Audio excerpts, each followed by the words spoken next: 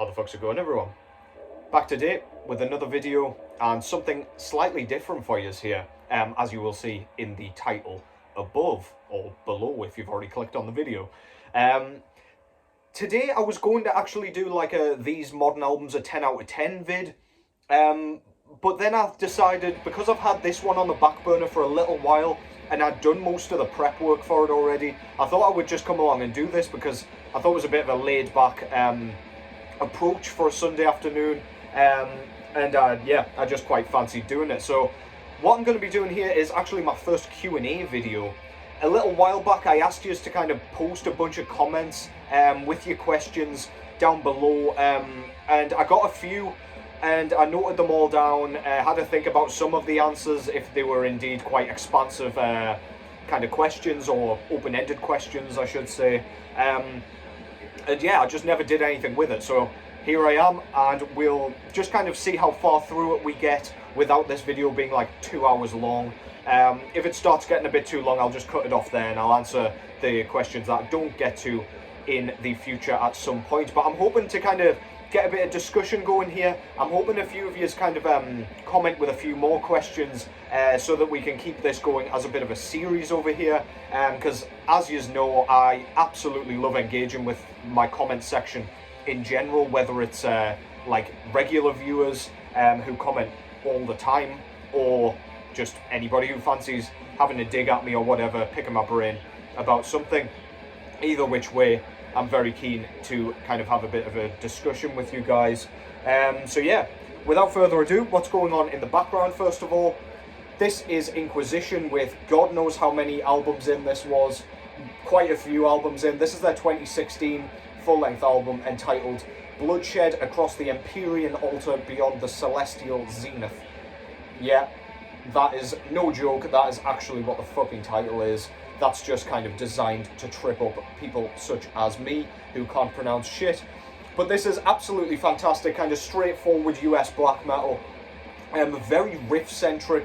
If you like riffs in your black metal, as in like audible riffs, then look no further than Inquisition. Quite well produced, it's not dripping in static or anything. You can hear every single note. The bass is rumbling, the drumming's like really galloping and kind of hard hit, with some really nice fills going on. Tempo shifts all over the place, and the two tracks, Wings of a New and A Black Aeon Shall Cleanse, absolute riff city, fantastic shit. Go and check that out if any of that sounds good to you. If you like kind of Abath's vocals, I'll kind of compare them to, then Dagon's vocals will probably float your boat as well. They're very croaky and sound like someone's possessed grandma kind of talking about Satan and shit. So yeah, if that sounds good to you, go and check this out. That's Inquisition with Bloodshed Across the Empyrean Altar Beyond the Celestial Zenith. Fuck me, probably took me about 4 minutes just to say those that title twice, but never mind. Now that that's out the way, I'm just going to get straight into it with the first question. This first question came in from Mr. Paul Stafford. I believe he asked this question over on Instagram. He asked, is America starting to produce better black metal than Europe? And I've had a bit of time to think about this, and that's a really, really good question. Because for a while there, the US was it was kind of the butt of the black metal joke, if you will. They were always renowned for releasing garbage or really mediocre black metal, and never really kind of took off as like a specific scene. Unlike kind of places like Norway, Sweden, Finland over in Europe. But I'm going to answer this with one word. I'll try and actually give an answer here as opposed to just an open-ended, kind of open to interpretation thing. I don't necessarily think that they're producing better black metal than Europe. However, in recent years, they've definitely kind of caught up and produced their own sort of scene, if you will. So, obviously in the early 90s, Norway was huge for their black metal, so it just seemed like they were completely snuffing out the flame of every other kind of country's black metal scene. Whereas nowadays, I feel like everywhere is creating good black metal. Bands like Fire Magic, who I showed the other day, Obsidian Grave, who I showed the other day, Lamp of Murmur, which is arguably a band that really helped kind of revitalize US black metal, and bands like Trahar have all been kind of flying the flag for US black metal. Granted, it's quite underground US black metal, it's not the most surface level stuff. Granted, Lamp of Murmur kind of is at this point, you could argue. But yeah, they're producing black metal that is as good, so they deserve their respect for that. I don't know why this is, and it's not like sort of they're just stealing ideas. There is quite a bit of kind of influence, of course, from Europe, but I feel like they're just creating their own sound. There's a lot of raw black metal from the USA that I've been really digging recently. Labels like Death Prayer Records are really kind of flying the flag for US black metal. They've got a ton of bands on there. So it's not just your typical like Gramble, Ileskey and Leviathan that are mentioned, and Judas Iscariot, like they were kind of the three main ones that got the most sort of acclaim from US. But nowadays, yeah, I feel like they've kind of at least caught up. Of course, Canada's always been doing the goddamn thing, as far as kind of North America goes. But yeah, we've still got great black metal coming out of like the UK, for example. France always has great black metal. Even Russia at the minute. But then Norway, Sweden, Finland, Denmark, they never really slowed down. It just seems like a lot of the bands garnering attention nowadays are coming from US, and it's great to see, to be fair, because, I mean, I think it was kind of harsh the way US was sort of put in the bin for black metal. Like, everything was just kind of completely palmed off. But yeah, I do feel like they've come back, in short, and it's as good, or at least kind of the quality is as good that is coming out of that scene at present. So yeah, great question, Paul. Thank you very much for that. And I hope that answered the question well. The second question is from Karl Marx Death Metal. I've got him on Instagram. I can't remember if this was on YouTube or Instagram though. But regardless, he asked, how were you exposed to metal in the first place? Now, this is something I was actually going to touch on like in its own video, because it's a little bit convoluted, I guess, but I'll just give a kind of short answer. I started off with metal in a bit of a weird fashion because I was a huge Eminem fan around the time Relapse came out. And if you know Eminem at all, a lot of his lyricism was very horror based, and I've always been like a horror fan. So then, I don't know, so Eminem I was a huge fan of. I discovered bands like Nirvana, which kind of, I became a huge fan of Nirvana as well. Pretty much, I don't know, exhausted their catalogue because there's only a limited amount of Nirvana material. And then I moved on to things like Slipknot, Metallica, a bit of deathcore as well, which kind of lasted a little while. Again, Slipknot I kind of exhausted. Metallica, I liked what I liked from them, and didn't love other bits, so I just ignored it. Like fucking Load, Reload, and Lulu. And then from there I discovered my first death metal album was Leprosy by Death. Then I discovered things like Autopsy, and I just went from there. It became a snowball effect, and here we are. I got into kind of Mayhem not too long after Autopsy, and yeah, rest's history. I've spent so much money on metal since then, and yeah, I've got pretty much Eminem to thank, I guess, if we're going to go all the way back to it, which is a bit of a weird way through. I did also like bands like Led Zeppelin as well, that my dad really loved, and Black Sabbath as well, for pretty much the same reason, Motorhead as well, of course.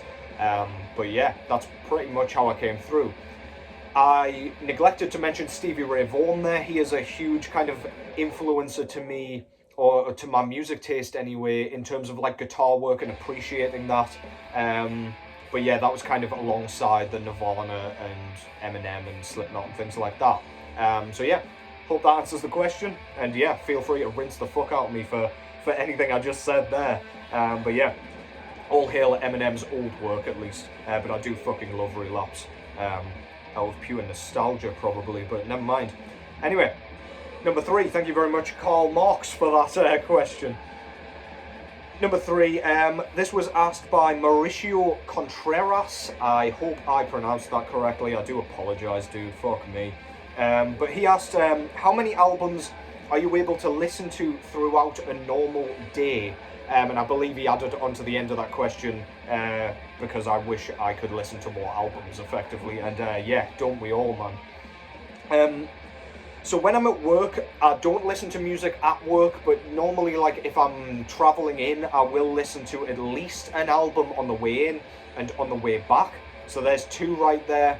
And then I'll normally listen to something physically later on. So we'll say 3 on a normal day. However, depending on the length, that can go up to anywhere between kind of 5 and 6 if I'm listening to demos, EPs, or like shorter albums. But that can also go down to like 1 or 2 if I'm listening to Funeral Doom. So it just depends, but that's on a work day. On a weekend day, I can sometimes listen to up to 10, 11, if that's all I'm doing for the day, because this is what I fucking love to do.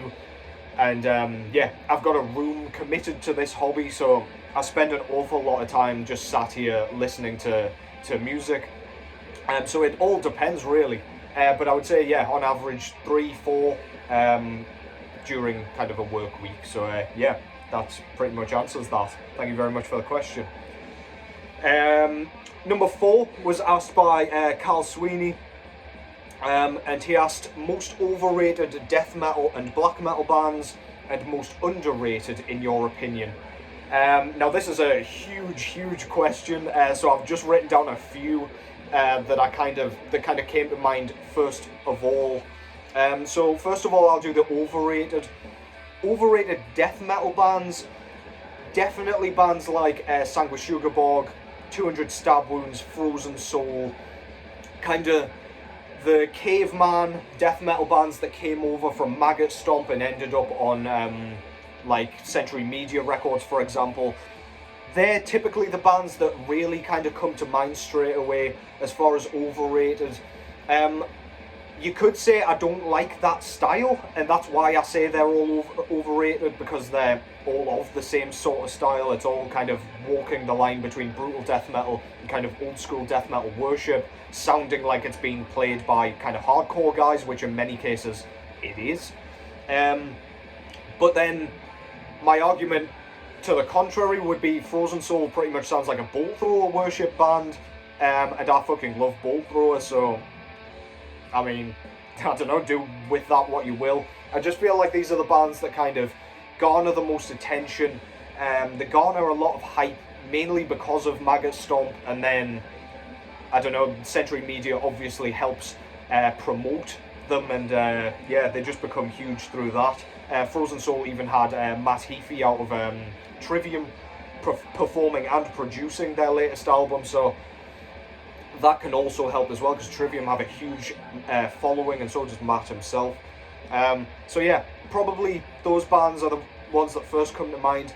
I could also say Blood Incantation, however, I do personally love Blood Incantation as well. It's just whether they garner the amount of attention that they get, regardless of like what they do. Even if people hate the ambient stuff or say they do, they bring out 10 minutes of death metal and then suddenly it's the best thing in the world. Like, this is what I mean with that. I did mention all this in my review of their newest single, but I'll leave Blood Incantation out of there because I do personally love Blood Incantation, so that's a kind of goofy thing to say. Black metal, Spectral Wound is always one that comes to mind. I really enjoyed their first couple of albums. Their latest album, A Diabolic Thirst, didn't really do it for me, and it still got an astronomical amount of attention and praise. Not sure it really like garnered that. I've enjoyed it more and more the more I listen to it, but it is straightforward, kind of high trebly black metal. Just, yeah, it's good. It's not the best thing I've ever heard. Mayhem as well.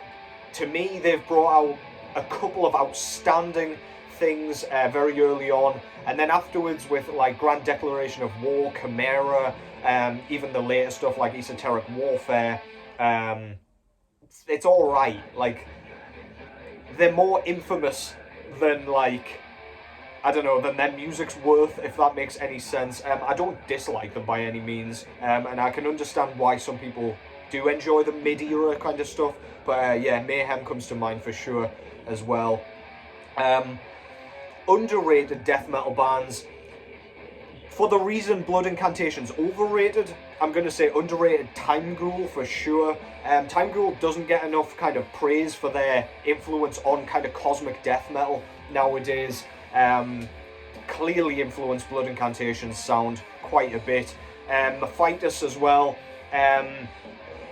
Weird death metal, kind of blackened as well. But yeah, doesn't get enough praise for me just because it's kind of, I don't know, it's a bit obscure, a bit out there, a bit weird. But in my opinion, some of the best songwriters in the game. They just brought out a new album with their side project Fabricant, and that is one of the best albums of 2023 for my liking. So yeah, go and check them out. Dramalek out of Finland. Of course, bands like Demolik, Demigod, Convulse. These bands get a lot of plaudits, but Dramalek is often forgotten when we're talking about this scene. Morphus, of course, gets a ton of praise as well. Yeah, so they're probably underrated death metal bands straight off the kind of cuff. And then underrated black metal bands, I've got quite a few. So we've got Helter Kvad out of Denmark, who is, it's like a medieval black metal band by the same guy as is responsible for Afski. Vehemence out of France, some more medieval black metal, deserves more praise than it gets. And then Frozen Graves, I'm hoping after their latest album they'll kind of start to gain a bit of traction, but that's Chaos God and our guy out of Cosmic Church in a band together, so I mean, you can't go wrong with that either, can you? So yeah, there's just a few underrated black metal bands as well. So yeah, really good question, big answer. Can't really do a short one for that, but yeah, cheers for the question, Carl. Number 5 I've gotten written down here. If you could merge, sorry, this was asked by Tristan Samek. Again, so sorry if I butchered your name there, dude. He's asked, if you could merge the sound of a country and a subgenre of metal, which fusion would you like to hear? And I assume by this he meant merge a sound of a country like Swedish death metal, for example, so like buzzsaw and guitars, and then like a subgenre to go with that, I guess. But that's what I've gone with here.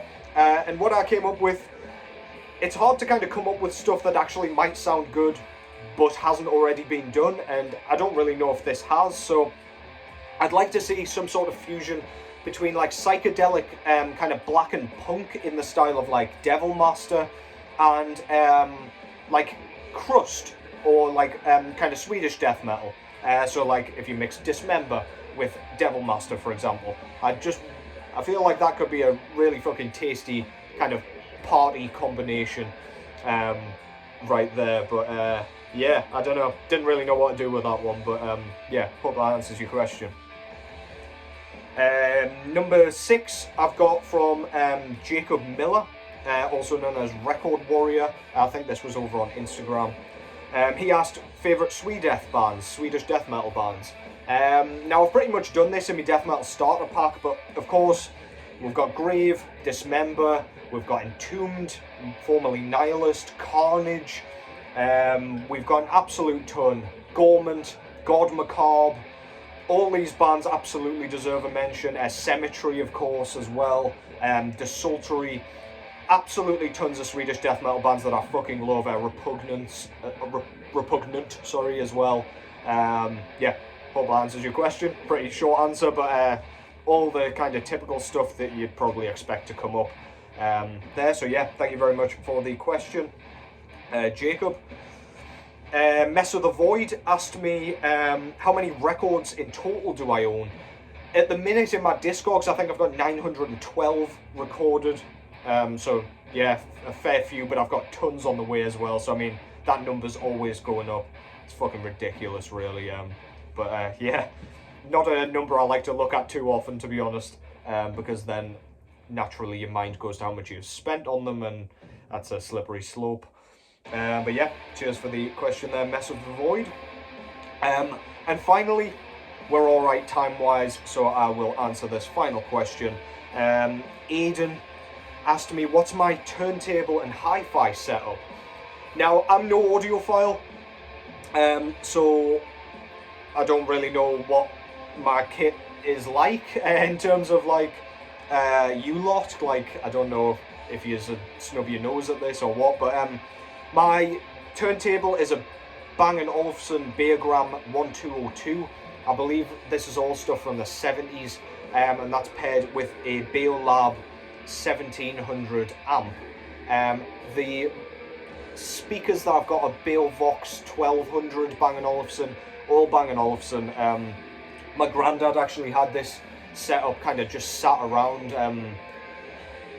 I think my great uncle or something bought this stuff, and yeah, it was just gathering dust, so I said I'd have it if he didn't mind, and yeah, it served me very, very well so far, with a few kind of minor issues, as you can imagine, with a 70s kit that's barely been played.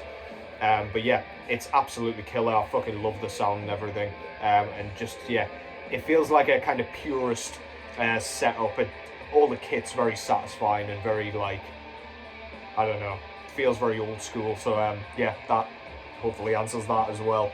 But yeah, I'm sure I'll get some audiophiles in the comments saying I'm a knobhead for playing my records on such a thing. But yeah, anyway, thank you very much for watching. Thank you for all the questions. Please do throw some more questions in the comments below, because I enjoyed like thinking about the answers to a lot of these ones. Yeah, I'd like to engage with you a bit more, as always, which is why I do lists and subjective stuff. And yeah, thought this was a good kind of way of doing that. So thank you all, as always, for the support. Quick shout out to Metal Miners. I don't get to watch a lot of YouTube with me working and kind of doing my own channel, but I watched a video of Metal Miners the other day, Anthony over there, and he is killing it. He doesn't need my help at all. He's got plenty of followers himself and subscribers and stuff, but yeah, please go and give him a subscription, give him a watch, because man, they are absolutely killing it over on that channel. There's always something new to find for me over there, and any stuff that I've already heard, he's so enthusiastic and laid back about music. So yeah, I'll drop a link to that channel in the description box below. Please go and check them out. They are absolutely fantastic over there. Love watching them when I get the chance. And yeah, thank you so much for the support as always. As I say, take care as always, and I'll catch you in